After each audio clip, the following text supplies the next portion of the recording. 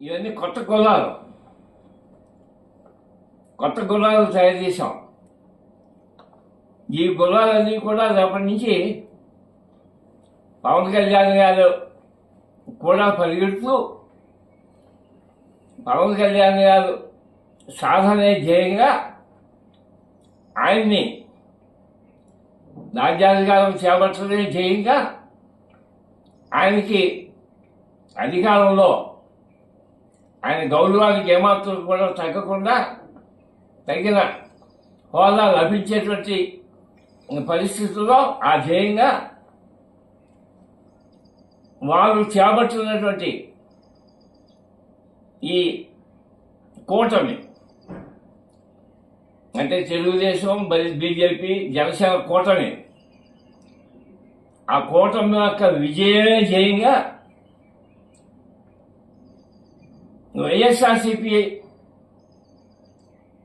అధ్యక్షుడైనటువంటి జగన్మోహన్ రెడ్డి గారిని ఓడించడే ధ్యేయంగా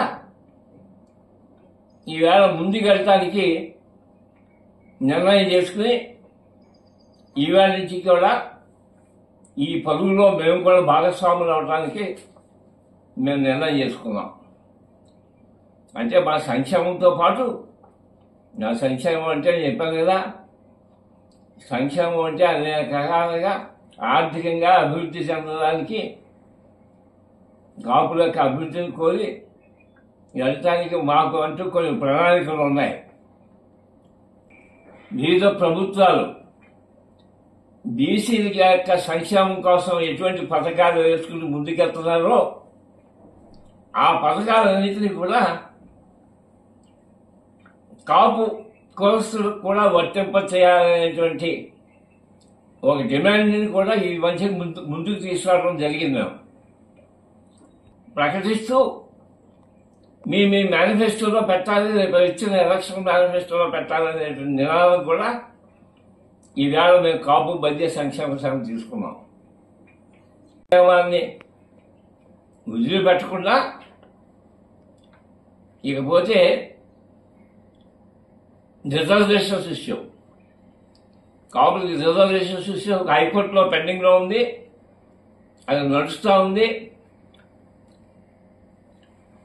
ఈవేళ రేపు మనకి వీలుగానే కాపులకి వీలుగానే నిర్ణయాలు జరుగుతాయనే ఆశతో మేము ఉన్నాం. ఈవేళ రాజకీయంగా మేము ఏదైతే సాధించాలని అనుకున్నామో, రాజ్యాధికారాన్ని సాధించాలని అనుకున్నామో, ఏదైతే పవన్ కళ్యాణ్ గారి ద్వారా సాధించాలని అనుకుంటున్నామో అది సాధించడం ధ్యేయంగా మా గుర్రాన్ని కూడా ఇంతవరకు పరిగెత్తించిన గుర్రాలు తాత్కాలికంగా ఆగినా కొత్తగా ఈవేళ ప్రకటించిన ఈ గుర్రాలన్నీ కూడా అతి వేగంతో పవన్ కళ్యాణ్ గారి వెనకాల పరిగెడతాయి.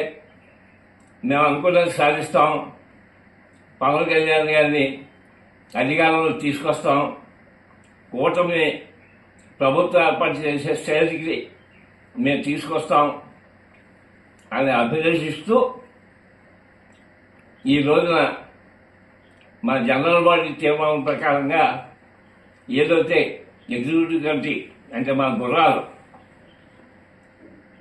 ఆ లిస్టుని ఈవేళ ప్రకటించడం జరుగుతుంది.